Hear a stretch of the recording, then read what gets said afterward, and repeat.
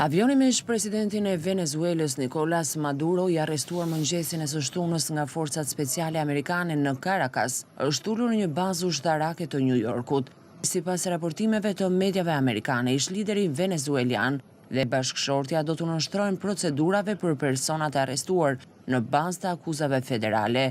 Madurot janë transferuar menjëherë në qendrën metropolitane të burgimit, një burg federal në Brooklyn, i njohur për mbajtjen e personave VIP si Joaquin El Chapo Guzman, partnerin e Jeffrey Epstein dhe reperin P. Diddy. Ndërkohë, New York Times ka zbardhur detaje të reja nga operacioni i Shteteve të Bashkuara në Caracas për arrestimin e Maduros. Sipas gazetës prestigjioze amerikane, gjatë ndërhyrjes kanë mbetur të vrarë 40 persona, mes të cilëve ushtarak dhe civil.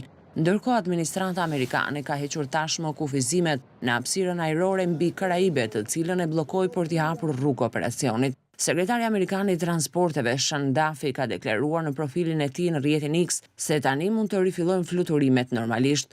Të shtunën, administrata federale e aviacionit kishte njoftuar kompanitë ajrore tregtare për të shmangur hapësirën ajrore në Karaibe për shkak të një situate të rrezikshme.